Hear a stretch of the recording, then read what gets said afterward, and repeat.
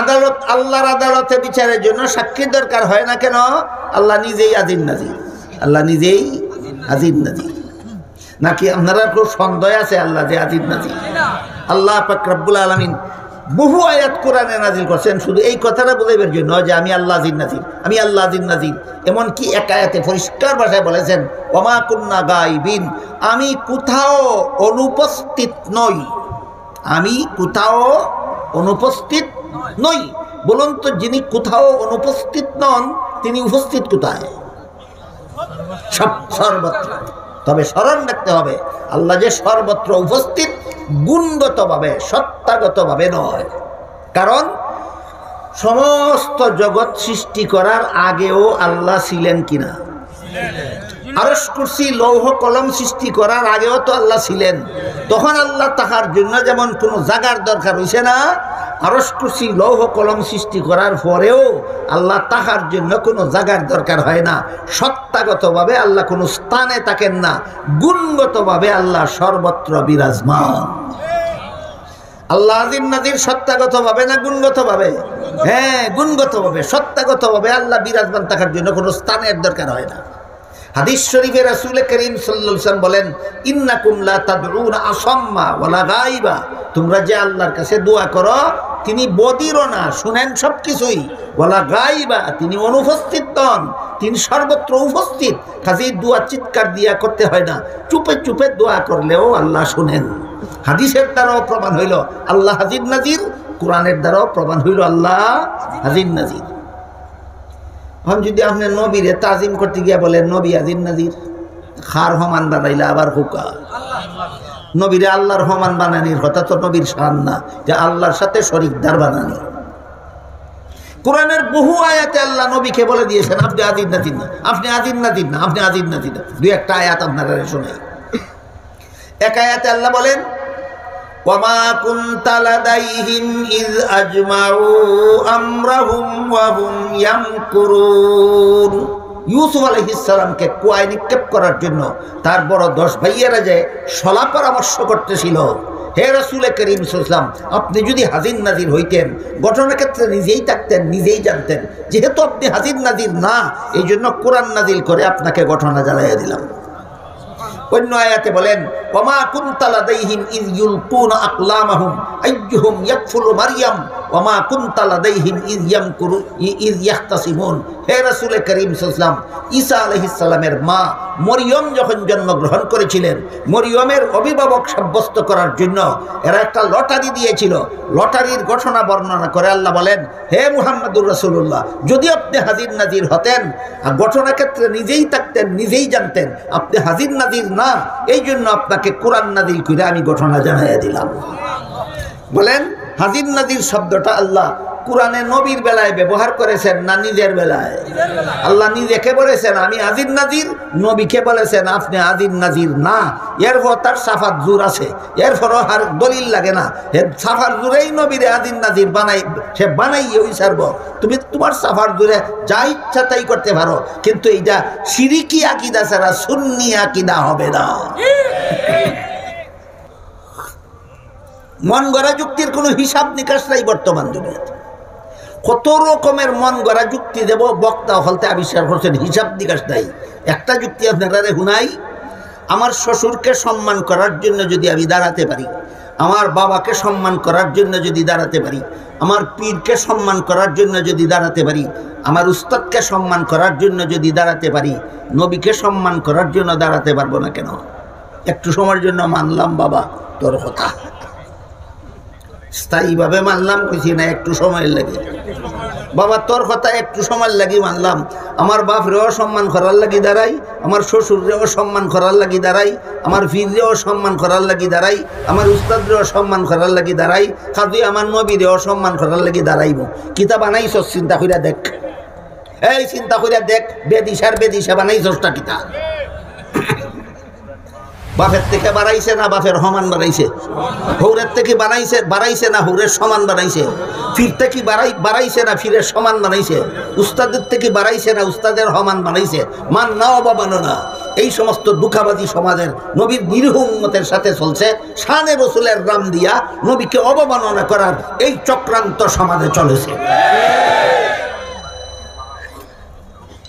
এবার আমি আপনাদের জিজ্ঞাসা করি, আমার পীর উস্তাদকে সম্মান করার জন্য আমি দাঁড়াই, আপনার মোবাইল বাজে, আমার পীর উস্তাদকে সম্মান করার জন্য আমি আমার কথা বলি, আমি দাঁড়াই 100 বার দাঁড়াবো। আপনারা দাঁড়াইবেন কিনা দাঁড়াবেন না সেটা আপনাদের ব্যাপার। আমি আমার নিজের কথা কই, আমার পীরকে সম্মান করার জন্য আমি পারলে 100 বার দাঁড়াই, আমার উস্তাদকে সম্মান করার জন্য আমি পারলে 100 বার দাঁড়াই। তিনি আমার কাছে আসলে না আসলে, আসার পরও আমি তারে দেখলে না দেখলে, তুই যে নবীরে সম্মান করার লাগি দাঁড়াইলে, নবী আইলা কোন সময় আর তুই দেখলে কোন সময়? ওখানে আর জবাব দিতে না হইরা হয় নবী আজির নাজির, মানলাম একটু সময় লাগি আজির নাজির, তে তুই দেখলে কোন সময়? হয় যারা অন্তর নবীর মহব্বত আছে এরা দেখে, যারা অন্তর মহব্বত নাই এরা দেখে না। ও কথা 1 মিনিটের লাগি আমি মানলাম, নবী আইসলা তোরার অনুষ্ঠান, নবীর মহব্বত আছে তোরার অন্তর, এর লাগি তোরা দেখিলেইছস। আমরা অন্তর নবীর মহব্বত নেই, আমরা দেখছিও না উবাইছিও না, 1 মিনিটের লাগি মানলাম। এবার হুন, দুনিয়ার জীবনে চর্মচোখে কোনো মুমিন মুসলমান নবীরে দেখা মাত্র নবীর সাহাবি হইয়া যায়। তা আমরা যখন দেখছি না, আমরা তো সাহাবি হইছি না, উবাইছিও না, দেখছিও না, সাহাবিও হইছি না। তোরা দেখছস, উবাইছস, খোঁজ তাকে অর্ধেক দূরি বলে আমরা নবীর সাহাবি। কয় না সাহাবি হইছি না। তাইলে হুন, নবীরে দেখলে সাহাবি হইতে পারে না আবু জাহাল, নবীরে দেখলে সাহাবি হইতে পারে না আবুল আহাব। তুই মুসলমান হইয়া নবী দিকে সাহাবি হইতে পারলে না কেন? হোকে সব হল দুনিয়ার জীবনে চর্মচোখে নবীরে দেখলেও সাহাবি হয় না, মুমিন মুসলমান না বেঈমান কাফির। তুই নবীরে দিকে সাহাবি হইলে না কেন? তুই আবার বিচার করে দেখ তুই কিতা।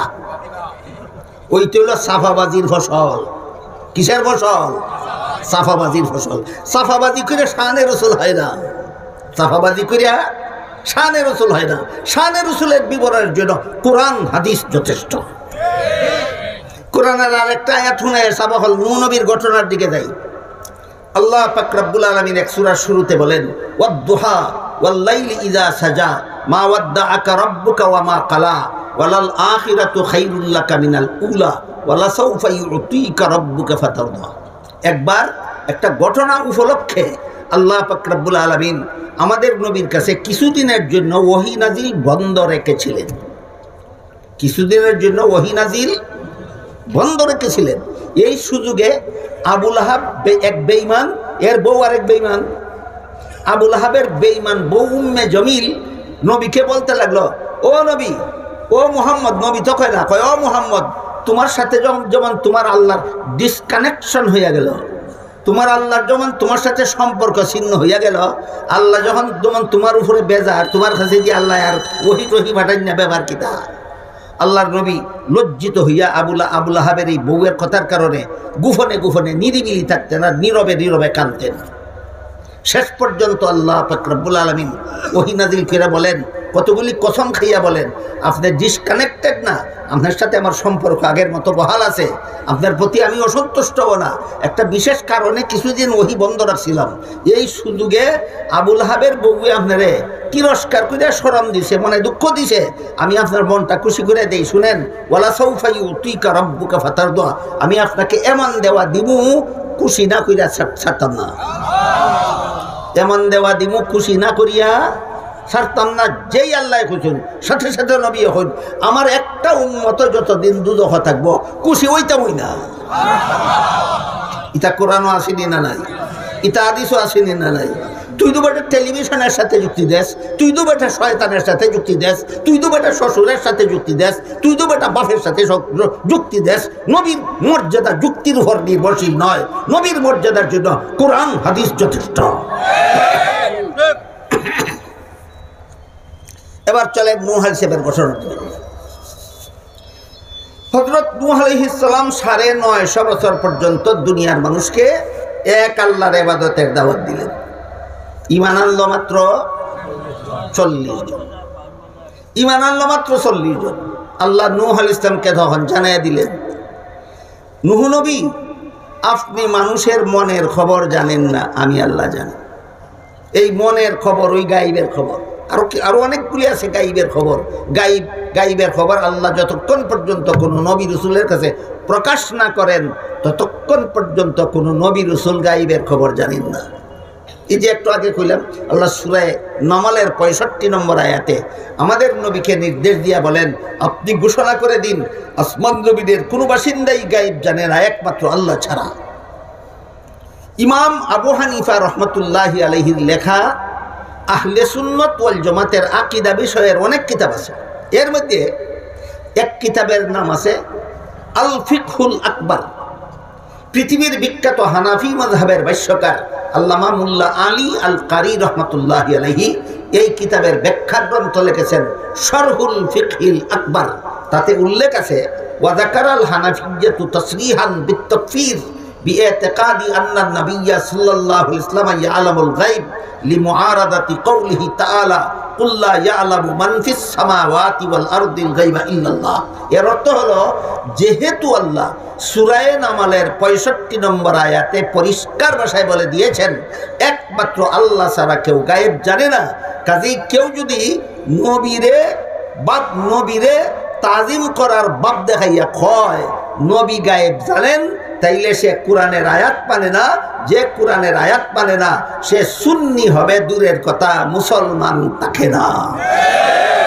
আমি লিখছি না, আহলে সুন্নতের ইমামে লেখছি, আহলে সুন্নাত ওয়াল জামাতের ইমামে লেখছেন যেহেতু আল্লাহ কোরআনে বলছেন একমাত্র আল্লাহ ছাড়া কেউ গায়েব জানে না, কাজেই কেউ যদি নবীরে তাজিম করার বাপ দেখাইয়া কয় নবী গায়েব জানেন, তাইলে সে কোরআন মানে না।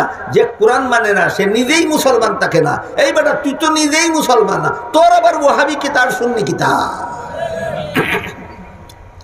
এত পরিষ্কারভাবে কোরআনে উল্লেখ থাকার পরও, এত পরিষ্কার কথা হাদিসে উল্লেখ থাকার পরও, এত পরিষ্কার কথা আহলে সুন্নাত ওয়াল জামাতের আকীদার কিতাবে থাকার পরেও একদল মানুষ আপনাদেরকে ধোঁকা দেওয়ার জন্য শানে রসুলের সাইনবোর্ড ব্যবহার করে আর দলিলের পরিবর্তে খালি সাফাবাজি আর সাফাবাজি। খালি সাফাবাজির একটা কিচ্ছা পয়সা বহল। দুই বেটায় লাগছে কুস্তি বুঝুন লাগিয়া, এক বেটা পড়ছে তলে আর এক বেটা পড়ছে উপরে। কুস্তি লাগিয়া ফই যায় না, তো ফরলে এক বেটা তলে পড়ছে এক বেটা উপরে পড়ছে। দিচ্ছে যে উপরের বেটা, তলের বেটার সরম হয় না নি, সরম খাটাই তো করি কয় এই বেটা তুই আমার উপরে তুইয়া পড়ছস, মাটি দেখছস, আর আমি তোর তলে শীত তুইয়া পড়ছি, আসমান দেখছি। মাটি দেখলে জিতে না, আসমান দেখলে জিতে। ই বেতাসির যে আড়াই তো খেলা, এমন বেতাসির যেটা শীতুয়া তলে ভরিয়া আসমান দেখিয়া জিতি যায় কি হেরে আড়াইব খে। এই হইল সাফাবাজির নমুনা। বর্তমান জমানায় শানে রসুলের জন্য কোরআন হাদিসের দলিল লাগে না, সাফাত জোর থাকলেই হয়। তো আল্লাহ পাক যেহেতু বলেছেন একমাত্র আল্লাহ ছাড়া কেউ গায়েব জানে না, মানুষের মনের খবর ইজতটা গায়েবের খবর আল্লাহ ছাড়া কেউ জানে না। এই জন্য আল্লাহ নূহ আলাইহিস সালামকে বললেন, হে নূহ নবী, আপনি তো আলিমুল গায়েব না, আপনি তো গায়েব জানেন না, আমি মানুষের মনের খবর জানি। যে 40 জনে ঈমান আনছে, এই 40 জন ছাড়া বর্তমান দুনিয়ার আর কোনো মানুষে ঈমান আনবে না, তার মনের খবর আমি আল্লাহ জানি। বুঝি থাকলে হোকা যাব হল এই 40 জন ছাড়া দুনিয়ার আর কোনো মানুষে ঈমান আনবে না। মানুষের মনের এই গায়েবের খবর নবী জানতেন না আল্লাহ জানতেন? আল্লাহ জানে, নবীরে জানাইও দিল না, আপনি জানুন না, আমি জানি যে এইটা বাকিটা ঈমান আনতো না। নূহ নবীরে আল্লাহ এই কথা জানাইয়া দেওয়ার পরে নূহ আলাইহিস সালাম আল্লাহর কাছে একটা দোয়া করলেন, বললেন, আল্লাহ কোরআনে উল্লেখ করেছেন, وقال نوح رب لا تذر على الأرض من الكافرين ديارا إنك إن تذرهم يضلوا عبادك ولا يلدوا إلا فاجرا كفارا। নূহ আলাইহিস সালাম বললেন, হে আল্লাহ, যেহেতু আপনি জানেন এই 40 জন ছাড়া বর্তমান দুনিয়ার আর কোনো মানুষে ঈমান আনবে না, কাজে এদেরকে যদি আরো দুনিয়াতে বাঁচাইয়া রাখেন তাহলে এরা ভবিষ্যতে যত মানুষের সন্তান জন্ম দিব ওদেরকেও মূর্তি পূজারী বানাইয়া জাহান্নামে নিয়ে যাইব। সুতরাং মানুষের ভবিষ্যৎ প্রজন্মকে জাহান্নাম থেকে রক্ষা করার স্বার্থে যারা ঈমান আনবে না এদেরকে মৃত্যু দিয়া দিন, আর কোনো মানব সন্তান জন্ম দিয়া এরা যেন জাহান্নামে নিতে না পারে। দোয়াটা খারাপ হয়েছে, দোয়াটা খারাপ হয়েছে। ভবিষ্যৎ প্রজন্মকে জাহান্নাম থেকে রক্ষা করার ব্যবস্থা হয়েছে। আল্লাহ নূহ আলাইহিস সালামের দোয়া কবুল করলেন, বললেন ঠিক আছে তোমার অনুসারী 40 জন মুমিন মুসলমান দেবী শুধু আমি বাঁচাইয়া রাখবো, আর সবগুলি মূর্তি পূজারীরা ধ্বংস করে দিব গজবের পানির বন্যা দিয়া। কি দিয়া? গজবের পানির বন্যা দিয়া। ওঠানো অনেক লম্বা, আমি শুধু সামান্য একটু আওয়াজ দিতেছি আপনাদেরকে। আল্লাহ বলেন আমি বিশ্বজুড়া বন্যার গজবের পানির বন্যা দিব। এই বন্যায় মানুষ, পশু, বাড়ি ঘর, গাছপালা সবকিছু ধ্বংস হয়ে যাবে, কিন্তু তুমি আর তোমার অনুসারী 40 জন আর যত রকমের জীব জানোয়ার আমি সৃষ্টি করছি সবগুলি মানুষের খেদমতের জন্য সৃষ্টি করছি। এটা আপনারা বিশ্বাস করেন? আল্লাহ যত রকমের জীব জানোয়ার সৃষ্টি করেছেন একটাও অকারণে নয়, সবগুলিকে আল্লাহ মানুষের সেবার জন্য সৃষ্টি করেছেন। এক বেটায় একদিন হয় আল্লাহ বিষাক্ত হাফ বানাইল, কোন খাবে মানুষের ক্ষতি করতো, হামরাইতো আর মারতো। বাদে অসুখ হইয়া ফার্মেসিত ওষুধ আনতে গিয়া দেখে ওষুধটা হাফের বিষ দিয়া বানাইছে। বানাইনি যাব বুঝি থাকলে খোকা হাফ বানাইছুন মানুষের অনিষ্ট করার লাগে না জটিল রোগের চিকিৎসার ঔষধ তৈরি করার লাগে? ইলাখান যত জীব জানোয়ার আল্লাহ বানাইছেন সবগুলিকে আল্লাহ মানুষের উপকারের জন্য বানাইছেন, মানুষের খেদমতের জন্য। শুধু জীব জানোয়ার নয়, আসমান থেকে জমিন পর্যন্ত, আরশ থেকে পাতাল পর্যন্ত যা কিছু আল্লাহ সৃষ্টি করেছেন সবগুলি মানুষের উপকারের জন্য সৃষ্টি করেছেন।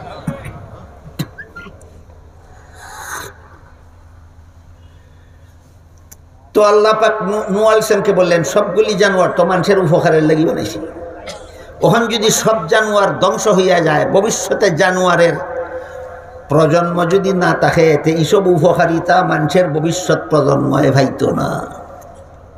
সমস্ত গরু যদি ধ্বংস হয়ে যায়, 2টা গরুও যদি না থাকে, তো ভবিষ্যতে তোমরার আওলাদ হলতে আলগিরস্তি করব কিতা দি। সমস্ত ছাগল যদি ধ্বংস হইয়া যায়, ভবিষ্যতে যদি আর ছাগল জন্ম হয় না, তোমরা মানুষের আওলাদে ভবিষ্যতে গুস্ত ভাইব হই খাইতো। কথা বুঝলানি সাব? এই কারণে আল্লাহ নূহ আলাইহিস সালামকে কইলেন যে সব রকমের জীব জানোয়ারের এক জোড়া করিয়া জাগা হওয়ার মতো বিশাল একটা জাহাজ বানাও। সব মরি যাইব, সব মানুষ ধ্বংস হয়ে যাব, সব জীব জানোয়ার ধ্বংস হয়ে যাব, সব বাড়িঘর ধ্বংস হয়ে যাব, কিন্তু তোমরা 40 জনের মাধ্যমে মানুষের ভবিষ্যৎ প্রজন্ম রক্ষা হবে। আর সকল জীব জানোয়ারের এক জোড়া করে রক্ষা করলে ভবিষ্যতে জীব জানোয়ারের নেক্সট জেনারেশন রক্ষা হবে। এই স্বার্থে দুইটা জাতির ভবিষ্যৎ প্রজন্ম রক্ষার জন্য, মানব জাতি আর জীব জাতির ভবিষ্যৎ প্রজন্ম রক্ষা করার জন্য সবার প্রত্যেক জানোয়ারের এক জোড়া করিয়া আর তোমার অনুসারী 40 জনরে জাগা হওয়ার মতো একটা বিশাল জাহাজ বানাও। এটা রাখা নূহ নবীর নৌকা।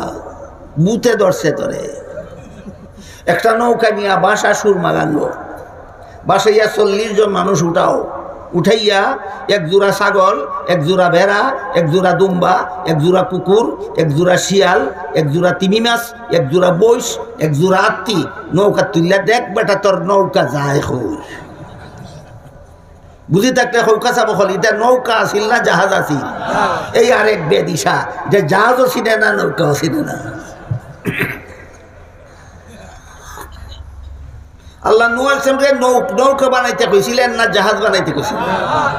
আর কোনোদিন নূহ নবীর নৌকা বলবে না, মিথ্যা কথা। এটা মানুষকে ধোঁকা দেওয়ার একটা হাতিয়ার। নূহ নবীকে আল্লাহ নৌকা বানাবার জন্য বলে। নৌকা যেটারে হয় যে 40 জন মানুষ উঠলে আবার 2টা আত্মীয় উঠবো কোন জায়গাত, 2টা বয়স উঠবো কোন জায়গাত, সব রকমের হাজার হাজার লক্ষ লক্ষ জীব জানোয়ারের 2টা করিয়া 40 জন মানুষ উঠলে নৌকা তার জায়গা থাকে না, নৌকা বাঁচিয়া থাকবো না, ডুববো।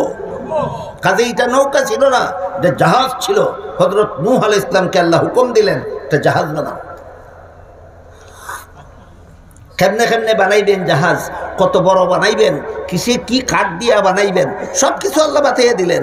আল্লাহ বাতাইয়া দিলে বানাইতে কোনো অসুবিধা আছে? আল্লাহর বাতাইয়ে দেওয়া পদ্ধতিতে হযরত নূহ আলাইহিস সালাম বিশাল জাহাজ নির্মাণ করলেন, সকল প্রকার জীবজন্তুর এক জোড়া করিয়া নিয়া জাহাজে আরোহণ করলেন, আর 40 জন অনুসারী নিয়া এই জাহাজে আরোহণ করলেন। আর বাদবাকি সমস্ত মূর্তি পূজারীদেরকে আল্লাহ বিশ্বজুড়া গজবের পানির বন্যা দিয়া ধ্বংস করিয়া দিলেন। কৌকাজা বহল বাঁচল কজন, মরল কজন? বাঁচল 40 জন, মরল হল। বাঁচল 40 জন, মরল হল। ওই যতলা মূর্তি পূজারী গজবের পানির বন্যা ছুড়িয়া মরছে। আল্লাহ রসুলে ফরমাইন, বুখারী শরীফের হাদিস, ইতারে আল্লাহ কিয়ামতের দিন জিগাইবা বেঈমান হইয়া মরছিল। এখানে ওখান থেকে আরম্ভ আয়াতের তাফসীর। এখান থেকে কিতা আরম্ভ? অত কাহিনী না জানলে তাফসীর বুঝলা না। মানে এর দায় কাহিনী আগে স্মরণ করিয়া এখন আরম্ভ করলাম তাফসীর। সহিহ বুখারী শরীফের হাদিস, রাসূল করিম সাল্লাল্লাহু আলাইহি ওয়াসাল্লাম বলেন, হাসরের মাঠে যে সমস্ত বেঈমান মূর্তি পূজারীরা গজবের পানির বন্যার মধ্যে নাকানি সুবানি খাইয়া মরছিল, এদেরকে আল্লাহ হাসরের মাঠে জিজ্ঞাসা করবেন, তোরা বেঈমান অবস্থায় মরলে কেন? রাসূল বলেন, এরা বলবে, আল্লাহ বেঈমান হইয়া মরলে যে জাহান্নামে যাওয়া লাগবো, ইতা কোয়ার মতো কোনো নবী রাসূল দুনিয়াতে আমরা কাছে গেছেন না, এই কারণে আমরা না জানিয়া বেঈমান হইয়া মরছি। আসানি কইল না মিশা? খোকা এত কাহিনী বুঝি থাকলে এরার কাছে আল্লাহ কোন নবী পাঠাইছিলেন ইমানের দাওয়াত দিবার লাগে? কোন নবী? নূহ আলাইহিস সালাম। এরা কইব কোন নবী গেছেন না, এই কারণে আমরা বেঈমান হইয়া মরছি। আল্লাহ রসুলে ফরমাইন, তখন আল্লাহ নূহ আলাইহিস সালামকে জিজ্ঞাসা করবেন, তোমার উম্মতেরা কি বলে? নূহ আলাইহিস সালাম বলবেন, আল্লাহ এরা তো মিশা কথা কয়, এরা কি বলে না বলে এতে আমার কিছু আসে যায় না। আমি যে দাওয়াত দিছি এরা যে ঈমান আনছে না, আল্লাহ আপনি নিজে সাক্ষী, যেখানে বিচারক নিজে সাক্ষী, এখানে আর আমার কোনো পরোয়া করার কিছু নাই। তখন আল্লাহ নূহ আলাইহিস সালামকে জিজ্ঞাসা করবেন, বলবেন, আপনি একা একা বলতেছেন আপনি দুনিয়াতে গেছেন, ইমানের দাওয়াত দিছেন, বেঈমানেরা কবুল করছে না, আর এরা সবেই বলতেছে আপনি গেছেন ওই না, একা আপনার কথা মানতাম না, তারা হগলের কথা মানতাম, একটা হাম করুকা, আপনার কোনো সাক্ষী আছে নি? ওই আল্লাহ এসরের বাটো নূহ আলাইহিস সালাম দিয়ে কথা কইবা, আপনার কোনো সাক্ষী আছে নি? তখন নূহ আলাইহিস সালাম বলবেন, হ্যাঁ আমার সাক্ষী আছে। আল্লাহ জিজ্ঞাসা করবেন, কে? তিনি বলবেন, আখিরি জমানার নবী মুহাম্মদুর রাসূলুল্লাহ সাল্লাল্লাহু আলাইহি ওয়াসাল্লাম এবং তার সমস্ত উম্মতেরা আমার সাক্ষী। হাদিস বুঝি থাকলে হোকাসা বহল সূরাতুল বাকারার 143 নম্বর আয়াতের ব্যাখ্যায় হাদিস শরীফে আল্লাহ যেই কথাটা বলছেন বুঝে থাকলে বলেন, হাসরের মাঠে নূহ নবীর সাক্ষীদের তালিকায় আপনাদের নামও আছে কিনা? না দুই একজন বাদ? না সকল আছি আমরা? সকল আছি। নূহ আলাইহিস সালাম বলবেন, আখিরি জমানার নবীর উম্মতও আমার সাক্ষী, নবীও আমার সাক্ষী, নবীর উম্মতও আমার সাক্ষী। রাসূল বলেন, তখন আল্লাহ আমার উম্মতকে জিজ্ঞাসা করবেন, এ আখিরি জমানার উম্মতেরা তোমরা হও ঘটনা কি তৈছে? আল্লাহ রসুলে ফরমেন, আমার সমস্ত উম্মতে হইব, নূহ নবী গেছেন দুনিয়াতে দাওয়াত দিছেন, বেঈমান হলতে কবুল করছে না, আমরা সাক্ষী। বেঈমান হলতে কবুল করছে না, আমরা সাক্ষী। এরপরের ঘটনা শোনার আগে এখানে আর একটা জরুরি কথা শুনি লওয়া দরকার। কথাটা হইল, মানুষের আদালতে যখন কোনো বিষয়ে বিচার হয়, বিচারের ধারা বর্ণনা করে হাদিস শরীফে রাসূল করিম সাল্লাল্লাহু আলাইহি ওয়াসাল্লাম বলেন, আল বাইয়িনাতু আলাল মুদ্দাই ওয়াল ইয়ামিনু আলা মান আনকার। মানুষের আদালতে যখন বিচার হয় তখন বাদী তার দাবির পক্ষে সাক্ষী পেশ করতে হয়, আর বাদিয়ে যদি নিজের দাবির পক্ষে সাক্ষী পেশ করতে না পারে তাহলে বিবাদী খালি অস্বীকার করলে কামায় না, কসম খাইয়া অস্বীকার করা লাগে। এগুলো মানুষের আদালতে বিচারের ধারা। আল্লাহ নূহ আলাইহিস সালামকে বলবেন, আপনি যে দাবি করতেছেন দুনিয়াতে গেছেন দাওয়াত দিছেন, বেঈমানরা ঈমান আনছে না, আপনি তো বাদী, এরা হইল বিবাদী, আপনার পক্ষে কোনো সাক্ষী আছে না? নূহ আলাইহিস সালামকে আল্লাহ বলবেন, সাক্ষী তো লাগে মানুষের আদালতে বিচার হইলে, আল্লাহর আদালতে বিচার হইলে তো সাক্ষীর দরকার হয় না। আল্লাহ কোরআনের বিভিন্ন আয়াতে বারবার বারবার বলেছেন, ওয়াকাফা বিল্লাহি শাহিদা, ওয়াকাফা বিল্লাহি শাহিদা। সাক্ষী হিসাবে আল্লাহ নিজেই যথেষ্ট, সাক্ষী হিসাবে আল্লাহ নিজেই যথেষ্ট। আমাদের বুঝার ব্যাপার, মানুষের আদালতে বিচারের জন্য সাক্ষী লাগে কেন, আর আল্লাহর আদালতে বিচারের জন্য সাক্ষী লাগে না কেন। তারপরে বুঝবো হাসরের মাঠে বাকি কি হইল না হইল। মানুষের আদালতে বিচারের জন্য সাক্ষী লাগে এই জন্য যে মানুষ বিচারক হাজির নাজির না। মানুষ বিচারক হাজির নাজির না। কোন দিন কোন জায়গায় কার দ্বারা কোন ঘটনা ঘটে বিচারকে নিজে দেখে না। কাজী মামলা সত্য না মিথ্যা এটা যাচাই করা নির্ভর করে একমাত্র সাক্ষীর উপর। এই কারণে মানুষের আদালতে বিচারের জন্য সাক্ষীর দরকার হয়। যেহেতু মানুষ বিচারক হাজির নাজির না, যেহেতু মানুষ বিচারক হাজির নাজির না, কাজেই মামলাটা যে করলো, যে ঘটনার মামলা করলো, ঘটনা ক্ষেত্র তো বিচারক হাজির ছিল না, উপস্থিত ছিল না। কাজেই মামলা কি সত্য না সাজানো মিথ্যা মামলা, এটা বিচারকে যাচাই করার আর কোনো পথ নাই সাক্ষীর জবানবন্দি ছাড়া। এই জন্য মানুষের আদালতে বিচারের জন্য সাক্ষীর দরকার হয়। আদালত, আল্লাহর আদালতে বিচারের জন্য সাক্ষীর দরকার হয় না কেন? আল্লাহ নিজেই আজির নাজির। আল্লাহ নিজেই আজির নাজির।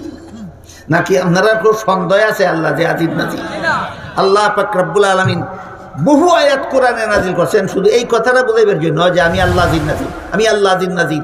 এমনকি এক আয়াতে পরিষ্কার ভাষায় বলেছেন ওমা কুন্না গায়বিন, আমি কোথাও অনুপস্থিত নই। আমি কোথাও অনুপস্থিত নই। বলুন তো, যিনি কোথাও অনুপস্থিত নন তিনি উপস্থিত কোথায়? সর্বত্র। তবে স্মরণ রাখতে হবে আল্লাহ যে সর্বত্র উপস্থিত গুণগতভাবে সত্তাগতভাবে নয়। কারণ সমস্ত জগৎ সৃষ্টি করার আগেও আল্লাহ ছিলেন কিনা? আরশ কুরসি লৌহ কলম সৃষ্টি করার আগেও তো আল্লাহ ছিলেন। তখন আল্লাহ তাহার জন্য যেমন কোনো জাগার দরকার হইছে না, আরশ কুরসি লৌহ কলম সৃষ্টি করার পরেও আল্লাহ তাহার জন্য কোনো জাগার দরকার হয় না। সত্তাগতভাবে আল্লাহ কোনো স্থানে থাকেন না, গুণগতভাবে আল্লাহ সর্বত্র বিরাজমান। আল্লাহ আজির নাজির সত্তাগতভাবে না গুণগতভাবে? হ্যাঁ, গুণগতভাবে। সত্তাগতভাবে আল্লাহ বিরাজমান থাকার জন্য কোনো স্থানের দরকার হয় না।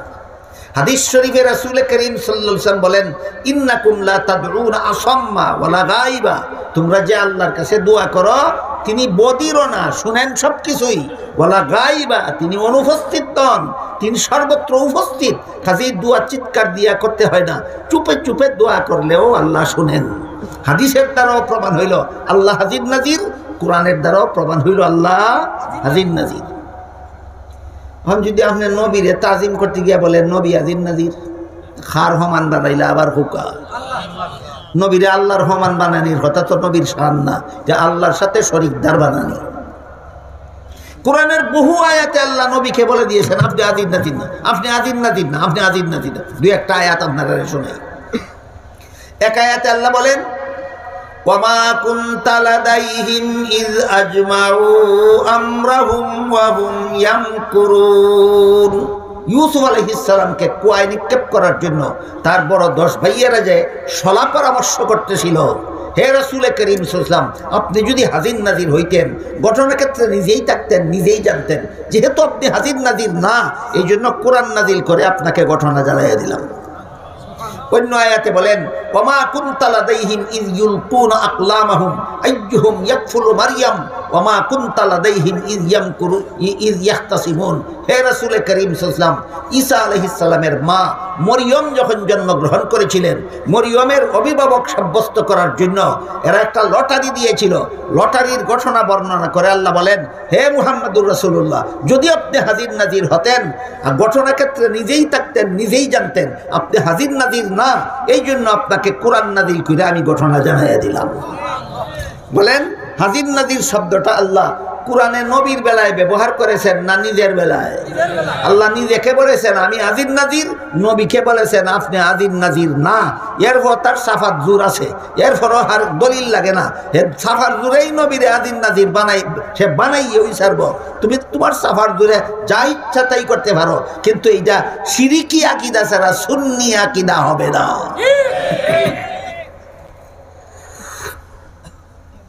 আল্লাহ যেহেতু হাজির নাজির সর্বত্র বিরাজমান, এই কথাটা যারা এই কথার দলিল বুঝতে যাদের একটু কঠিন লাগে, আমি একটা দলিল ছাড়া একটা কথা কই। পছন্দ হইলে রাখবেন, নাইলে না রাখবেন। কারণ দলিল ছাড়া কথা আমার যেমন কোয়া না হওয়ার ইচ্ছা আছে, আপনারা গ্রহণ করা না করার ইচ্ছা আছে, কিন্তু কোরআন হাদিসের দলিল আমাদের বলতেই হবে, আপনাদের গ্রহণ করতেই হবে। দলিল ছাড়া একটা কথা কই, যেটা আপনারা পছন্দ হইলে রাখবেন, নাইলে না রাখবেন। আল্লাহ পাক রব্বুল আলামিন আজকে জকিগঞ্জ এসেছেন, আগামীকাল সিলেট যাবেন, পরের দিন যাবেন ঢাকা, এর পরের দিন সৌদি আরব হইয়া, পরের দিন লন্ডন, তারপরের দিন আমেরিকা গিয়া, পরের মাসও আল্লাহ আবার ফিরিয়া সিলেট আইবা। এমন কথা কোনো বিয়া হলেনি কোনো দিন হয়? খেনে হে যত বড় বিয়া হলো, খের ইমান ঠিক আছে যে আল্লাহ আজির নাজির আইবা হই আর যাইবা হো। আজির নাজিরের আওয়াজ আওয়াজ হয় না, আজির নাজিরের আওয়াজ আওয়াজ। এখন সব কানো আসলে আইবা কই আর যাইবা কো, এটা বুঝবার লাগে আবার একটা কিচ্ছা কইও না। এক ফির আসিল ভণ্ড পীর, ভণ্ড ফির আর খাঁটি ফিরের মধ্যে পার্থক্য আছে। খাঁটি ফিরে মুরিদ করে, মুরিদান রে আল্লাহ সিনাইয়া দিত। খাঁটি ফিরে মুরিদ করে, মুরিদান রে আল্লাহ সিনাইয়া দিত। বন্ড ফিরে মুরিদ করে, মুরিদানের ধন সম্পদ সিনাইয়া নিত। একদলে চিনাইয়া দিত আর একদলে সিনাইয়া নিত। এই হলো খাঁটি ফির আর বন্ড ফিরের আলামত। এক বন্ড ফির মুরিদের বাড়িতে গেছে বেড়ানি, মজায় মজায় খানি তিয়ার করে আর ফিরে খালি খায়। এটা তার তো আদর্শ, এটা মুরিদে খালি দিত আর হে খালি খাইতো। একদিন, দুই দিন, তিন দিন ইচ্ছা মতো খাওয়াইছে, মুরিদের লাগি গেছে কি বেতিস না, নিজের ফিরে হইতো আর তো পারে না, যাওকা কি আরেকদিন আইবা অনে জিগায় ফিরসাব কিবলা আপনি আর কোনোদিন আমার বাড়িতে আইতা নানি। ফিরে হয় বেটা যে মজার খানি খাওয়াস তোর বাড়িতে না আইলে আর আইতাম কই, হয় আপনি দেখি যাই নই নাতে আইবা কিলা খান। আরে আজকু গেলে আরেকদিন আইতাম, যদি যাই নই নাতে আইবা খান। ফোকাস বহল যে আছে এ নিয়ে আয় যায় না, যে নাই হে আয় যায়। আল্লাহ সব খানো আসুন আইবা কই আর যাইবা কো। এই কারণে হাজির নাজিরের আসা যাওয়া নাই। আল্লাহ যেমন ভাবে আরশে আছেন, আরশে যান না কোনোদিন, যেমন ভাবে আসমানে আসেন, আসমানে যান না কোনোদিন, যেমন ভাবে জমিনে আসেন, জমিনে আসেন না কোনোদিন, যেমন ভাবে পাতালে আসেন, পাতালে যান না কোনোদিন, আসেন না কোনোদিন। যেহেতু আল্লাহ হাজির নাজির, এই জন্য আল্লাহর কোনো আসা যাওয়া নাই। এবার বলেন, আপনাদের নবী রুহের জগৎ থেকে বাবা আব্দুল্লাহর ঔরসে এসেছিলেন কিনা? আব্দুল্লাহর ঔরস থেকে মা আমেনার গর্ভে গিয়েছিলেন কিনা? মা আমেনার গর্ভ থেকে ভূমিষ্ঠ হয়ে মক্কা নগরীতে এসেছিলেন কিনা? মক্কা শরীফ থেকে হিজরত করে মদিনা শরীফ গিয়েছিলেন কিনা? হিজরতের আগের বছর মেরাজ করার জন্য বাইতুল হারাম থেকে বাইতুল মুকাদ্দাস ছিলেন না গেলেন? ছিলেন না গেলেন? বাইতুল মুকাদ্দাস থেকে প্রথম আসমানে ছিলেন না গেলেন? সেখান থেকে দ্বিতীয় আসমানে ছিলেন না গেলেন? না ব্যাককলের ব্যাককল ছিলেনও বুঝে না, গেলেনও বুঝে না। তৃতীয় আসমানে ছিলেন না গেলেন? চতুর্থ আসমানে ছিলেন না গেলেন? পঞ্চম আসমানে ছিলেন না গেলেন? ষষ্ঠ আসমানে ছিলেন না গেলেন? সপ্তম আসমানে ছিলেন না গেলেন? জান্নাত জাহান্নাম পরিদর্শনে ছিলেন না গেলেন? আল্লাহর মুলাকাতে ছিলেন না গেলেন? গিয়া আবার ফিরে এলেন, রইলেন না, আবার ফিরে এলেন। এই ব্যাককলের ব্যাককল আজির নাজির গেলেন কেমনে, এলেন কেমনে, হইয়া যা। তারপরে নবী দুনিয়ার থেকে বিদায় হয়ে একদিন রওজা শরীফের ভিতরে ছিলেন না গেলেন? কিয়ামতের দিন রওজা শরীফের ভিতরে থাকবেন না বের হয়ে হাসরের মাঠে আসবেন? হাসরের মাঠ থেকে উম্মতকে নিয়ে পুলসিরাত পার হয়ে জান্নাতে আসেন না যাবেন? এই ব্যাককলের ব্যাককল আজির নাজির আইন খেমনে আর জাইন খেমনে হইয়া যা। কথা বুঝলাম হিসাব হল, বুঝি থাকলে হুকা। আজির নাজিরের আসা যাওয়া নাই, আর আসা যাওয়া যার আছে এই আজির নাজির নাই। কথা পরিষ্কার হয়েছে? এবার আসেন মূল কথার দিকে যাই। আল্লাহর দরবারে বিচারের জন্য সাক্ষী লাগে না কেন? আল্লাহ আজির নাজির। কোন দিন কোন জায়গায় কার দ্বারা কোন ঘটনা ঘটে আল্লাহ নিজেই দেখে। এই কারণে আল্লাহর দরবারে বিচারের জন্য সাক্ষীর দরকার হয় না। কোনো মানুষ বিচারক যেহেতু হাজির নাজির না, এই কারণে মানুষ বিচারকের আদালতে বিচারের জন্য সাক্ষীর দরকার হয়। কিন্তু সহিহ বুখারী শরীফের হাদিস, মুহাম্মদুর রাসূলুল্লাহ সাল্লাল্লাহু আলাইহি ওয়াসাল্লাম বলেন যে হাসরের মাঠে আল্লাহ নূহ আলাইহিস সালামকে বলবেন, আপনার পক্ষে কোনো সাক্ষী আসেনি। অতহান কিতা শুনছিলাম আল্লাহর বিচারও সাক্ষী লাগে না, ওখান দিয়ে দেখি আল্লাহ সাক্ষী তুকাইবা। ফাইলানি সাবকল কথা। কেন কেন সাক্ষী তো গাইবা?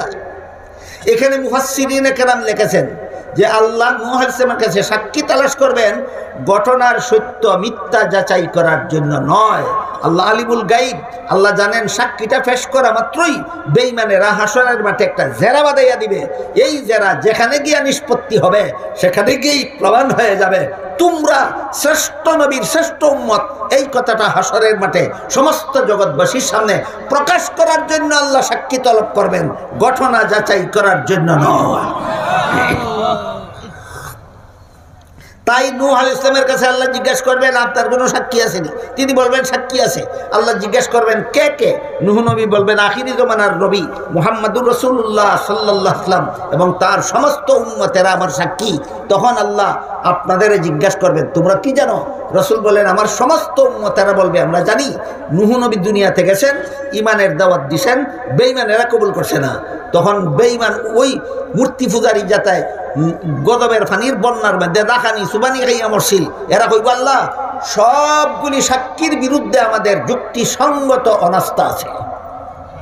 আপনারা যখন সাক্ষী দিলাই বা নবীর পক্ষে বেঈমান হলতে কইব হলতার বিরুদ্ধে আমরা অনাস্থা আছে এবং অনাস্থা খুব শক্তিশালী যুক্তি সম্পন্ন অনাস্থা। আল্লাহ জিগাইবা কিতা অনাস্থা? এরা কইব আমরা জিবলা দুনিয়াত ছিলাম, এরা একজনও আছিল না। আপনারা আসলানি সাবক ওই একজন আসেন জিগাই দেখো কা একজনও আসিল না। এরা ঘটনার ক্ষেত্রে আসিলই না। নবী গেলা কিনা গেলা না, দাওয়াত দিলা কিনা দিলা না, আমরা কবুল করলাম কিনা করলাম না, ইটা তো এরা জানে না বেটার সাক্ষী বানি না। খুব দুর্বল দুর্বল জেরানি বানাই দিল না, শক্তিশালী খুব শক্তিশালী যারা বাজায় দিবে। বুখারী শরীফের হাদিস, আল্লাহর রাসূল সাল্লাল্লাহু আলাইহি ওয়াসাল্লাম বলেন যখন এরা আমার উম্মতের বিরুদ্ধে অনাস্থা দিয়া দিবে যে এই অনুপস্থিত লোকের সাক্ষী আমরা মানি না, তখন আল্লাহ আমার উম্মতকে জিজ্ঞাসা করবেন তোমরা তো ওই সময় দুনিয়াতে ছিলে না, কাজী নূহ নবী দুনিয়াতে গেলেন কিনা, ইমানের দাওয়াত দিলেন কিনা, এরা কবুল করলো কিনা, এটা তো তোমরা দেখছো না, না দীক্ষা কেমনে সাক্ষী দিলাই? আল্লাহ রসুল বলেন তখন আমার উম্মত হলতে হইবা আল্লাহ আমরা দেখা সাক্ষী দিতাছি না, আমরার নবীর কাছে হিক্কা সাক্ষী দিতাছি। হাজো ওই টাইম খেনে আমরা এইটা হিকাইলা জেরা করলে আমরার লগে নাই নবীর লগে করিলাম হয়ে গেল। এখন জেরা হয়ে গেল কার দায়িত্বে? নবীর দায়িত্বে। নবী বলেন আমার উম্মতে যখন এই জব দিব হাসরের মাঠে যে আমরা তো দীক্ষা সাক্ষী দিছি না, আমরা নবীর কাছে হিক্কা সাক্ষী দিছি, নবী আমরা এমন কথা হিকাইলা কেনে, এটা নবীর লোকে গিয়ে যারা করো আমরা কিতা কইতাম?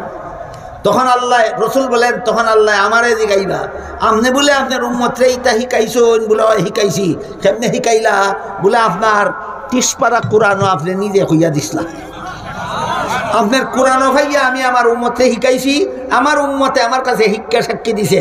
কাজেই আপনার কোরআন যদি সত্য হইয়া থাকে তাইলে আমার শিক্ষা দেওয়া সত্য, আমার শিক্ষা দেওয়া যদি সত্য হইয়া থাকে তাইলে আমার উম্মতের সাক্ষী সত্য, আমার উম্মতের সাক্ষী যদি সত্য হইয়া থাকে নূহ নবীর দাবি সত্য, নূহ নবীর দাবি যদি সত্য হইয়া থাকে বেঈমানদের অনাস্থা ক্যান্সেল। এই ঘটনা বর্ণনা করিয়া সহিহ বুখারী শরীফের হাদিসে আল্লাহর রাসূল বলেন এই ঘটনা হইল সূরাতুল বাকারার 143 নম্বর আয়াতের তাফসীর। একটা মন গড়া তাফসীর শুনাইলাম আপনারা না, 2 নম্বর ঠিকানাটা কি তাফসীর? তফসিরের কোরআন তফসিরের 1 নম্বর ঠিকানা স্বয়ং কোরআন, 2 নম্বর ঠিকানা রাসূলের হাদিস। একটা তফসির হুনাইলাম মন গড়া না, 2 নম্বর ঠিকানাটা কি? 2 নম্বর ঠিকানার নাম রাসূলের হাদিস। এই হাদিসটা আছে কই? সহিহ বুখারী শরীফে 2য় খণ্ডের কিতাবুত তফসির, তফসিরুল কোরআন অধ্যায়ে আল্লাহ রসুল এই বিস্তারিত ঘটনা বর্ণনা করে বলেন এই ঘটনা হইল এই আয়াতের তফসির। এই ঘটনার মধ্যে নূহ নবীর পক্ষে আল্লাহ আর কোন নবীর উম্মতকে সাক্ষী না নিয়া মুহাম্মদুর রাসূলুল্লাহর উম্মতকে সাক্ষী নিয়ে আল্লাহ হাসরের মাঠে সমস্ত জগৎবাসীর সামনে প্রমাণ করবেন আমি আল্লাহর কাছে অন্য নবীর উম্মতের মর্যাদা থেকে মুহাম্মদুর রাসূলুল্লাহর উম্মতের মর্যাদা শ্রেষ্ঠ। এই জন্য হাসরের মাঠে আর কোন নবীর উম্মতরে নবীর পক্ষে সাক্ষী বানাইলাম না, মুহাম্মদুর রাসূলুল্লাহর উম্মতকে নূহ নবীর পক্ষে সাক্ষী বানাইয়া প্রমাণ করে দিলাম আমি আল্লাহর কাছে অন্য নবীর উম্মতের চেয়ে মুহাম্মদুর রাসূলুল্লাহর উম্মতের মর্যাদা শ্রেষ্ঠ।